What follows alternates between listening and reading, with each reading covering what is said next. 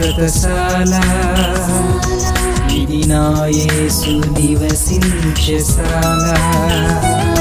దేవునికి స్తోత్రములు కలుగునుగాక, దేవునికి మహిమ కలుగునుగాక. శక్తిమంతుడైనటువంటి దేవాతి దేవుడు మనకిచ్చిన లేఖన భాగం చదువుకుందాం.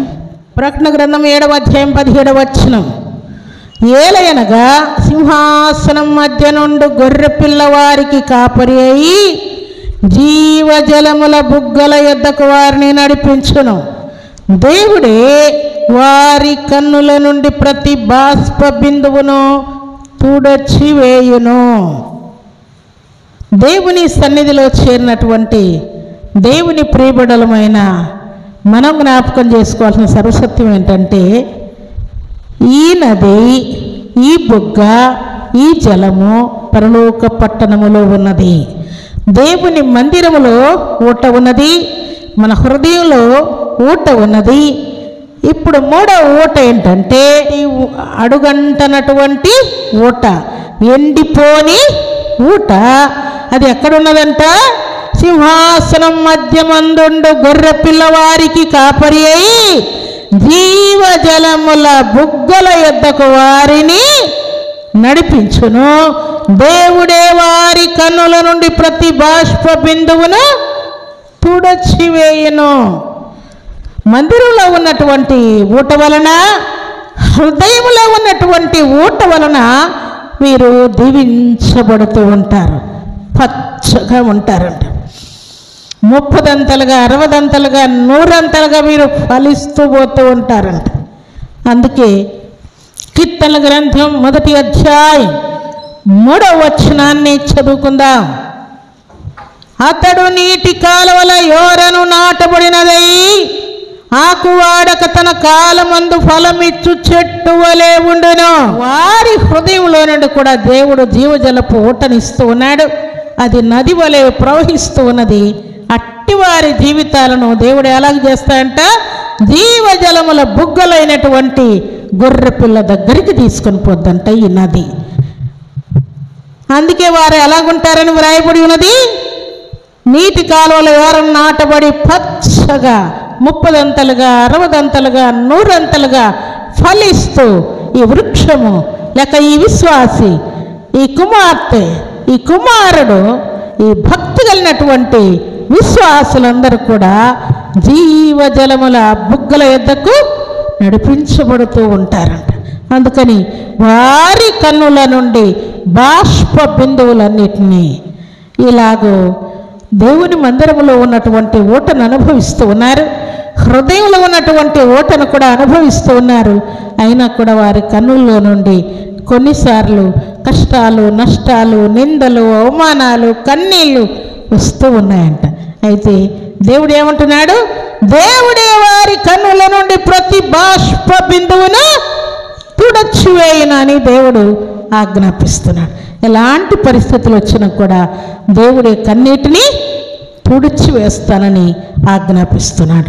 ప్రభు సన్నిధిలో చేరిన ప్రభు బిడ్డలమైన మనం ఈ మాట జ్ఞాపకం చేసుకుంటే మన జీవితాలను ఫలభరితముగా దేవుని మందిరంలో ఉన్నటువంటి జలమైనా, మన హృదయంలో పారేటువంటి నది అయినా, పరలోక పట్టణంలో ఉన్నటువంటి నది అయినా ఈ జలం పుచ్చుకోవడానికి ఏ ఫీజు కట్టనవసరం లేదు, ఏ అమౌంట్ ఇవ్వాల్సిన అవసరం లేదు.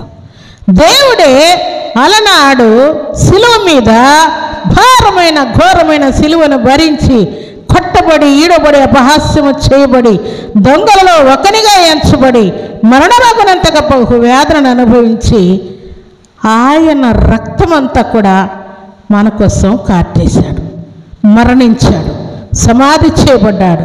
3వ దినాన మృత్యుంజయుడిగా తిరిగి లేచి ఈ జలాన్ని మనకిచ్చాడు. ఉచితముగా పుచ్చుకోండి అని దేవుడు ఆజ్ఞాపిస్తున్నాడు. దీనికోసం తల్లి ప్రాణం పెట్టాల్సిన పని లేదు, తండ్రి ప్రాణం పెట్టాల్సిన పని లేదు, మనం ప్రాణం పెట్టాల్సిన పని లేదు. దేవుడే అన్ని ఉచితముగా ఇచ్చేశాడు. ఇప్పుడు దీనిని మందిరంలో ఉన్నటువంటి జీవజల పూటను, హృదయంలో ఉన్నటువంటి జీవజల పూటను, పరలోక పట్టణంలో ఉన్నటువంటి ఊటను పొందుకోవడానికి మనం ఏమైనా ప్రయత్నం చేయాలా? దేవుడే ఆ ప్రయత్నం అంతా ముగించి మరణించి తిరిగి సజీవుడిగా లేచి అపవాది ఉచ్చులో నుండి మనల్ని తప్పించి సజీవులుగా నిలవబెట్టాడు. కాబట్టి ఈ జీవజలాన్ని మనం పొందుకోవటానికి ఇంకే ప్రయత్నము అవసరం లేదు ప్రియులారా.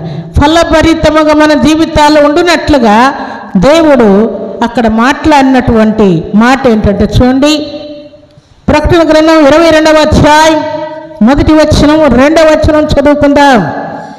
మరియు స్ఫటికము వలె మెరయినట్టి జీవజలముల నది దేవుని యొక్కయు ఆ పట్టణపు రాజవీధి మధ్యను ప్రవహించుట ఆ దూత నాకు చూపెను. ఆ నది యొక్క ఈవలను ఆవలను జీవవృక్షముండెను. అది నెల నెలకు ఫలించుచు 12 కాపులు కాయను. ఆ వృక్షము యొక్క ఆకులు జనములను స్వస్థపరచుటకై వినియోగించును. ఇక మీదట శాపగ్రస్తమైనదేదియు దానిలో ఉండదు. ఆ ప్రవహించుచున్నటువంటి ఆ నది పక్కన జీవ వృక్షం ఉండేను. అది ఎన్ని కాపులు కాస్తుందంట? 12 కాపులు. అంటే మనం పంట పండిస్తే ఒక 4 నెలలు 3 నెలలు పంట పండిస్తారు మన పెద్దలు. అయిపోయిన తర్వాత కోత అయిపోయిన తర్వాత ఆ పొలం ఎట్లుంటుంది చెప్పండి? ఎండిపోయిన భూమి వలె ఉంటుంది కదా. మరలా ఆ కాలం వచ్చేంత వరకు దాన్ని అలాగే వదిలేస్తారు.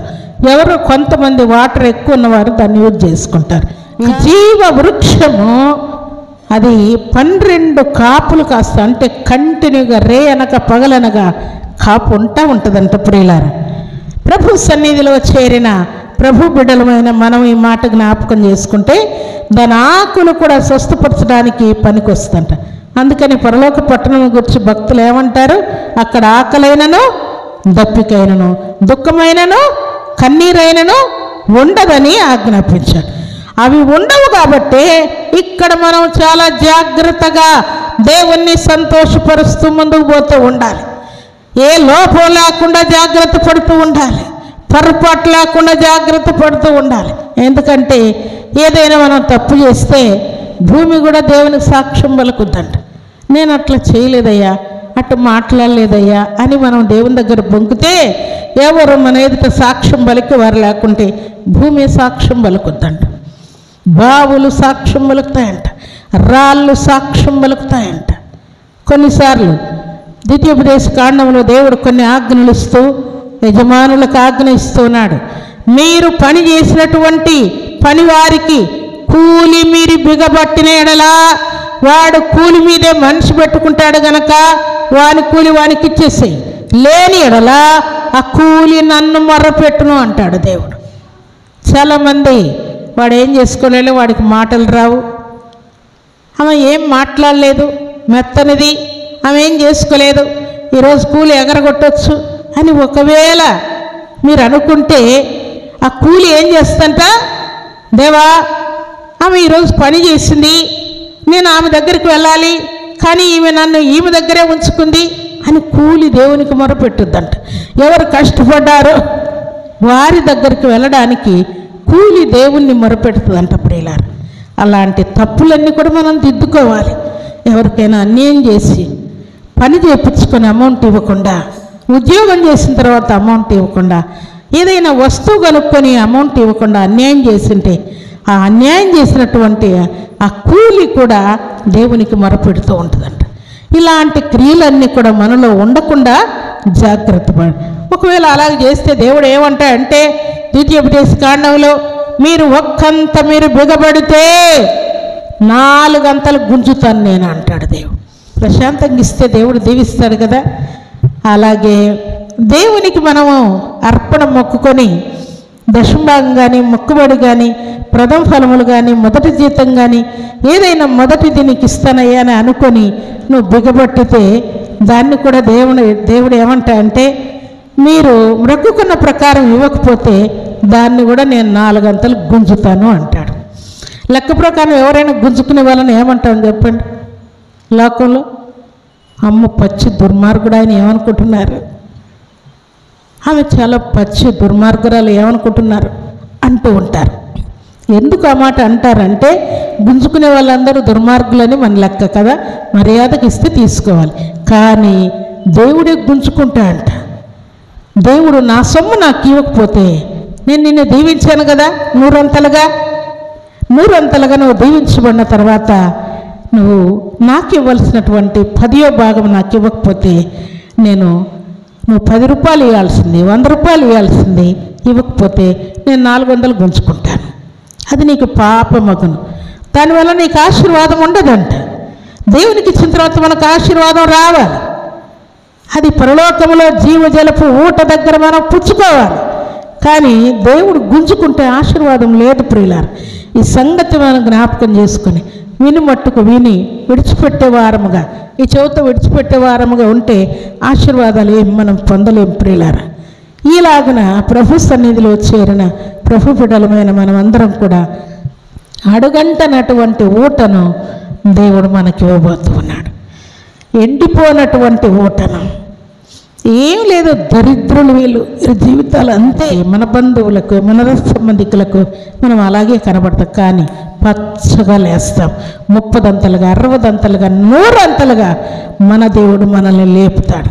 నిన్నెవరెవరు హేళన చేశారో వారందరూ కూడా అవునా వీరేనా, ఆ అమ్మాయేనా ఈ అమ్మాయి, అబ్బాయేనా ఈ అబ్బాయి, రే అసలు వీరి జీవితాలు ఇంతే అనుకున్నామే, ఇలాగ అయిపోయాయని ఆశ్చర్యపోనంతగా పచ్చగా మీరు చిగురించేటట్టుగా దేవుడు ఫలభరితంగా మిమ్మల్ని దేవుడు ఉంచబోతున్నాడు. ఎందుకంటే మీరు పొందిన ప్రతి అవమానమునకు రెట్టింపు ఘనతను దేవుడు ఇవ్వబోతున్నాడు. ఎందుకంటే మీరు తాగింది అడుగంటే నీళ్ళు కాదు, ఎండిపోయే నీళ్ళు కాదు.